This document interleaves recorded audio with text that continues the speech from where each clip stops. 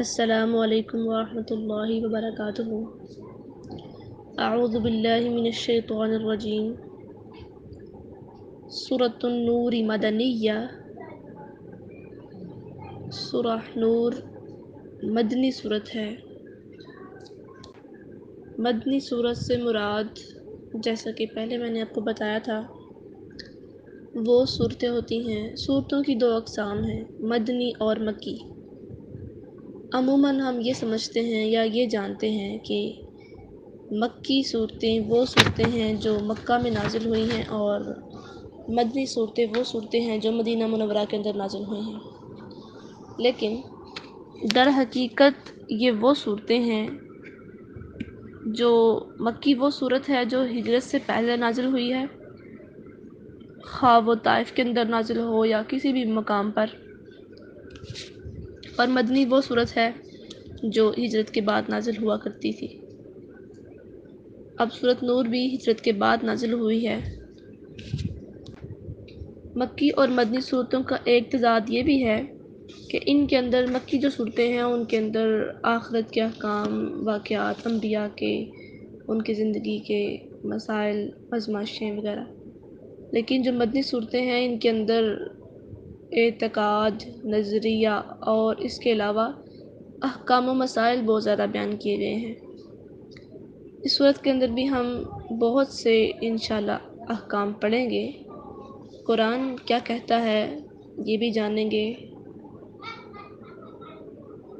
لیکن اس سے پہلے ہم یہ جانیں گے کہ قرآن پڑھنا کیوں لازم ہے۔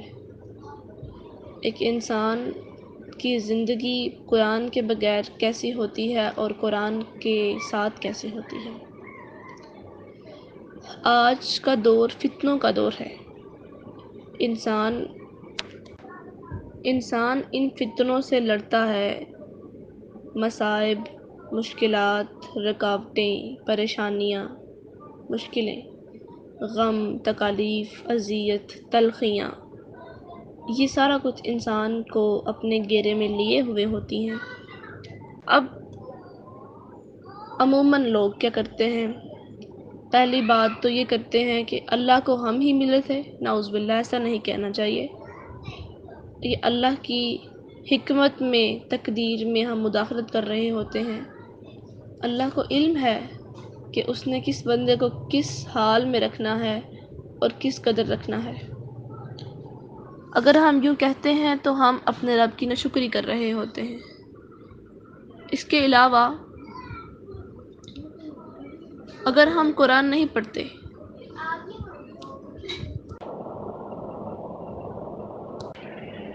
تو اس کے کیا نقصانات ہیں؟ انسان فرسٹریٹ رہتا ہے، ڈپریسڈ رہتا ہے، اریٹیشن کا شکار رہتا ہے، الجھا چڑچڑاپن رہتا ہے، اس میں غصہ، ضد، نفرت، نیگیٹیوٹی، یہ انسان کی ذات کا حصہ بن جاتی ہیں یہ چیزیں۔ اس کے برعکس اگر انسان کا تعلق قرآن سے مضبوط ہوگا، اللہ تعالیٰ کے ساتھ مضبوط ہوگا، نماز کے ساتھ اچھا تعلق ہوگا، تو وہ ایک نارمل مطمئن زندگی گزار سکتا ہے۔ آج ہم نے قرآن کو صرف چند معاملات کے لیے استعمال کرنا شروع کر دیا ہے، حالانکہ یہ کوئی استعمال کی چیز نہیں ہے، یہ کوئی غلاف میں بند رکھ کے اوپر الماریوں میں رکھنے کی چیز نہیں ہے۔ قرآن ایسی مقدس کتاب ہے کہ اللہ نے اس کو زندگیوں کا احاطہ کرنے والا بنا دیا ہے، اور یہ اتنی اہم ہے، اتنا اہم یہ کلام ہے، اتنی اہم یہ کتاب ہے کہ اگر پہاڑوں کو کہا جائے، پہاڑوں کو بلکہ کہا گیا، اور جب انہیں حکم دیا گیا کہ کیا میں تم پر اس قرآن کو نازل کر دوں، تو انہوں نے کہا کہ اللہ نہیں، ہم اس بھاری بوجھ کو نہیں اٹھا سکتے، اور انسان کے دل پر قرآن پاک نازل کیا گیا۔ قرآن پاک اللہ تعالیٰ کا کلام ہے۔ اس کی تعریف میں جو علماء مفسرین لکھتے ہیں کہ ہوا کلام اللہ، اللہ کا کلام ہے، اور جو لوگ اس کلام کو پڑھتے ہیں، محبت کرتے ہیں، وہ لوگ زندگی میں کامیاب ہوتے ہیں۔ سلف صالحین کے اقوال میں آتا ہے کہ وہ کہتے ہیں کہ جس کا دل کرتا ہے نا کہ میں اللہ سے بات کروں تو وہ نماز پڑھ لے، اور جس کا دل کرتا ہے نا کہ اللہ مجھ سے بات کریں تو وہ قرآن پاک کو پڑھ لے۔ اگر انسان دل سے قرآن پاک کو پڑھتا ہے، ہمارے پتہ کیا معاملے ہیں، ہمیں فرصت نہیں ملتی ہے، حالانکہ ہمیں اس کی اشد ضرورت ہوتی ہے، کیونکہ اگر ہم اس قرآن کو ٹائم نہیں دیتے، اللہ تعالیٰ سورۃ طٰہٰ میں کہتے ہیں وَمَنْ أَعْرَضَ عَنْ ذِكْرِي فَإِنَّ لَهُ مَعِيشَةً ضَنْكًا وَنَحْشُرُهُ يَوْمَ الْقِيَامَةِ أَعْمَىٰ۔ جس شخص نے میرے ذکر سے اس دنیا میں اعراض کیا، میرے ذکر سے منہ پھیرا، تو قیامت کے میں اس کی زندگی اس پہ تنگ کر دوں گا، اس کی معیشت کو اس کو تباہ کر دوں گا، تنگ کر دوں گا، اور اس حال میں اس کو قیامت کے دن اٹھاؤں گا کہ وہ اندھا ہوگا، اور پھر وہ کہے گا یا ربی، اے میرے رب، لما حشرتنی اعمیٰ، اللہ تو نے مجھے اندھا کر کے کیوں اٹھایا؟ اللہ تعالیٰ فرمائیں گے تو نے دنیا میں ہمیں بلا دیا تو آج ہم نے تمہیں بلا دیا۔ تو ذکر سے مراد قرآن پاک ہے۔ یہ ساری تمہید بتانے کا مقصد یہی ہے کہ انسان کو اپنا تعلق قرآن پاک سے بڑا مضبوط کرنا چاہیے۔ میں آپ کو بتانا یہ چاہ رہی تھی کہ لوگوں نے، ہماری عام میجورٹی میں، معاشرے میں کیا سسٹم چل رہا ہے کہ لوگ قرآن پاک کو قرآن خوانی کے لیے کہ عورتیں جمع ہوں، آ کے قرآن پاک پڑھیں، چلو جی بس کام ختم۔ انہوں نے پارے پڑھ لیے، گٹلیوں پہ وہ پارے گن لیے، اور جو ہے قرآن خوانی ہوگی اس پہ ختم وغیرہ پڑھ لیا، چلو جی قرآن کا حق ادا ہو گیا، ہم نے قرآن خوانی کر لی ہے، ہم نے 5 قرآن پاک مکمل کر لی ہیں، ہم نے 10 کر لی ہے، ہم نے 12 کر لی۔ نہیں، یہ قرآن کا حق ادا نہیں ہو سکتا، قرآن کا ہم کبھی بھی حق ادا نہیں کر سکتے۔ ڈاکٹر ذاکر نائک کہتے ہیں، عالمی مبلغ اسلام ہیں، وہ کہتے ہیں کہ میں ڈاکٹر ذاکر نائک دنیا کی مختلف زبانیں جاننے والا، کوئی فخر نہیں ہے اس بات میں، میں دنیا کی مختلف زبانیں جانتا ہوں، لوگ مجھ سے آ کے سوال کرتے ہیں، میں ان کی باتوں کا اللہ کی رحمت سے جواب دیتا ہوں، میں قرآن پاک کی تفسیر کرتا ہوں، اس کو سائنس سے ریلیٹ کرتا ہوں، اس کو سمجھتا ہوں، لوگوں کو بتاتا ہوں۔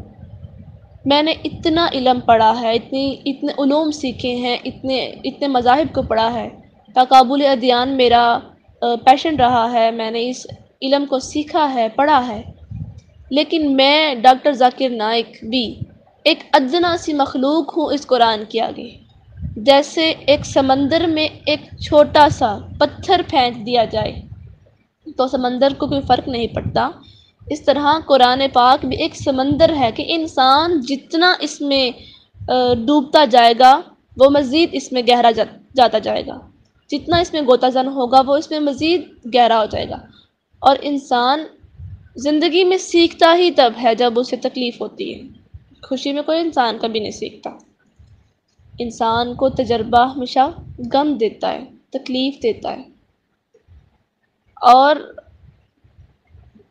ہم پھر کیا کرتے ہیں، سورہ یاسین پڑھ لیتے ہیں، سورۃ بقرہ پڑھ لی، سورۃ واقعہ پڑھ لی، سورۃ ملک پڑھ لی، سورۃ کہف پڑھ لی، بس جی ہم نے قرآن پڑھ لی۔ ہم قرآن پڑھتے ہیں، کیا قرآن پاک کی صرف یہی صورتیں نازل ہوئی ہیں کہ سورۃ یاسین ہم فجر کے بعد پڑھتے ہیں، بقرہ ہم کبھی سن لیتے ہیں، پڑھ لیتے ہیں، کبھی ہم اس کو مکمل پڑھ لیتے ہیں، ورنہ ہم اس کو کہتے ہیں کہ بس جی تھوڑا سی بہت پڑھ لیتے ہیں تو شیطان دور ہو جاتے ہیں، بس ٹھیک ہے۔ سورۃ واقعہ ہم پڑھتے ہیں کہ مغرب کے بعد جو ہے نا کہ وہ رزق میں کمی نہیں آتی۔ ملک ہم پڑھ لیتے ہیں کہ اللہ تعالیٰ نے کہا ہے کہ اس کو پڑھنا چاہیے، عذاب قبر سے محفوظ رہتے ہیں انسان، ٹھیک ہے وہ پڑھنی چاہیے، رات کو لازم پڑھنی چاہیے، حکم ہے اللہ کا، نبی کا۔ لیکن جو باقی چیزیں ہیں یہ ہم نے خود اخذ کی ہیں، سورۃ یاسین کہیں بھی نہیں آیا، فضیلت ضرور بتائی گئی ہے احادیث میں ان سورہ کی، لیکن یہ کہیں بھی مخصوص نہیں کیا گیا کہ تم صرف سورۃ یاسین کو ہی صبح اٹھ کے پڑھو۔ باقی قرآن پاک کہاں چلا گیا؟ باقی قرآن پاک اس کا کوئی حق نہیں ہے کہ ہم اس کو پڑھیں، اس کو سمجھیں، اس کو سیکھیں۔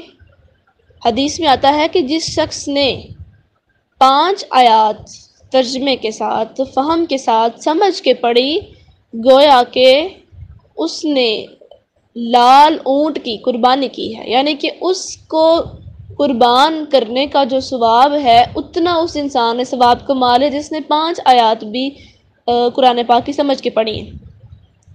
اب اگر ہم حساب لگائیں، اب جیسے قربانی کا وقت نزدیک آ رہا ہے، اونٹوں کی قیمت بہت زیادہ ہے۔ عام جو اونٹ ہے نا وہ لاکھوں کی قیمت میں مل رہا ہے، اور جو احمر ریڈ کلر کا لال رنگ کا جو اونٹ ہے وہ بہت مہنگا ہوتا ہے، اس کی قیمت کروڑوں پہ ہوتی ہے، بہت نایاب بہت انمول ہوتا ہے وہ اونٹ، اور وہ بہت کم ملتا ہے، عرب کے علاقے میں زیادہ تر وہ پائے جاتے ہیں۔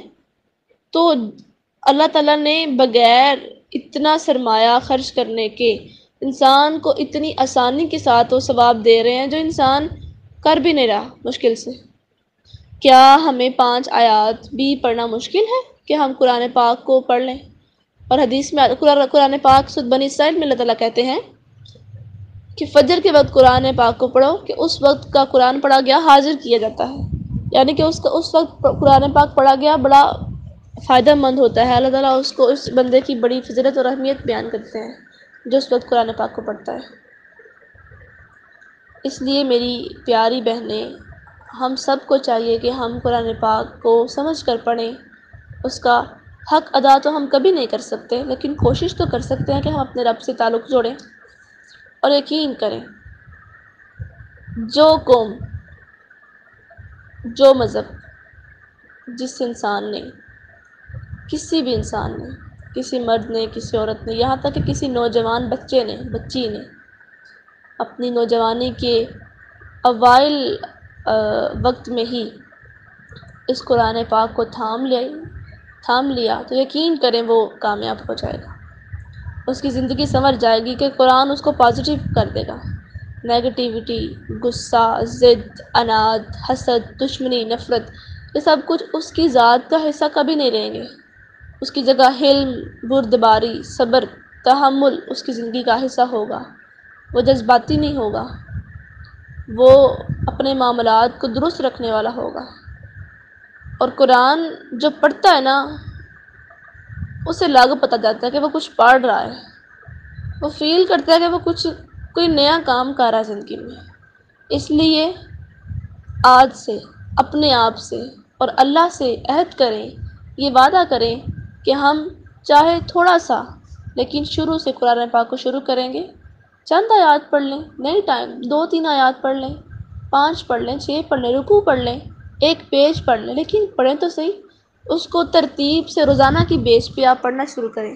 یقین کریں ہم اپنے دن کا اتنا زیادہ حصہ، اتنا وقت ہم موبائل پہ ضائع کر دیتے ہیں، فضول جو لغویات جو ہمارے کام ہوتے ہیں ہم ان کو ضائع کر دیتے ہیں اپنے اس وقت کو، اور رتی برابر بھی ہمیں اس کا ثواب نہیں ہے۔ اور اس کے علاوہ اگر ہم قرآن پاک کو پڑھتے ہیں تو اس کا ہمیں کیا ثواب مل رہا ہے، کیا اس کا فائدہ مل رہا ہے کہ اللہ کہتے ہیں، اللہ کے نبی بھی فرماتے ہیں کہ اگر ایک انسان کوئی بھی قرآن کا لفظ پڑھتا ہے، بالفرض الف لام میم، یہ کتنے حروف ہیں؟ الف 1، لام میم، لام دوسرا، میم تیسرا، 3 حروف ہیں یہ، تو کیا پڑھنے والے کو صرف 1 حرف کی نیکی ملے گی؟ نہیں، اس میں 3 حروف ہیں تو اس کو 30 نیکیاں ملیں گی، 1 حرف پڑھنے پر 30 نیکیاں۔ تو جس بندے نے ریسرچ کے مطابق آتا ہے، ریسرچ کے مطابق اب جو مکی کلمات ہیں وہ 48,705 ہیں، جبکہ مدنی کلمات 31,902 ہیں۔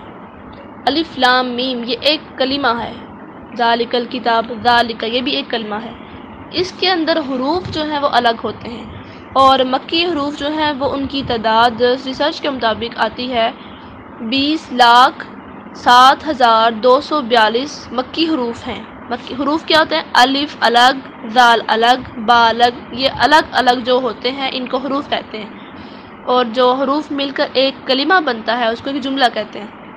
اور جو مدنی حروف ہیں اس کے اندر 12,05,992 حروف ہیں۔ تو اب آپ خود حساب لگائیے کہ جس بندے نے چند ماہ کے اندر۔